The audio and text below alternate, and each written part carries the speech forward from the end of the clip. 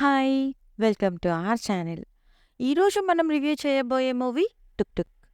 స్టోరీలోకి వెళ్తే ముగ్గురు అండర్ 18 పిల్లలు ఊర్లో ఏ పని పాట చేయకుండా తిరుగుతూ వయసుకి మించిన పనులు చేస్తూ ఉంటారు.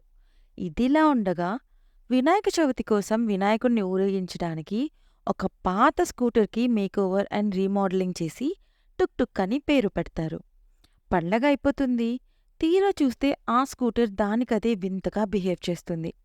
అది క్యాష్ చేసుకోడానికి ఈ ముగ్గురు పిల్లలు దాంతో జాతకాల బిజినెస్ స్టార్ట్ చేస్తారు. అలా జరుగుతూ ఉండగా సడన్గా ఒకరోజు ఆ బండిలో ఒక ఆత్మ ఉందని తెలుస్తుంది. ఆ ఆత్మ ఎవరిది? అందులో ఎందుకుంది?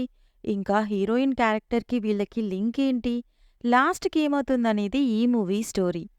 పాజిటివ్స్ అంటే స్టోరీ కొంచెం ఫ్రెష్‌గా ఉంది. పెర్ఫార్మెన్సెస్ బావున్నాయి. మొదట్లో వచ్చే కొన్ని డిస్టర్బింగ్ సీన్స్‌కి జస్టిఫికేషన్‌గా క్లైమాక్స్ ఉంటుంది. మేకింగ్ కూడా ఓకే ఓకే. ఇక నెగటివ్స్ అంటే లాజిక్‌లు అస్సలుండవు. ఆర్టిస్టులు బాగా చేసినా ఆ క్యారెక్టర్స్ డిజైన్ బాలేదు. పైగా ఫ్లాష్ బ్యాక్ సీన్స్‌లో క్లారిటీ లేదు.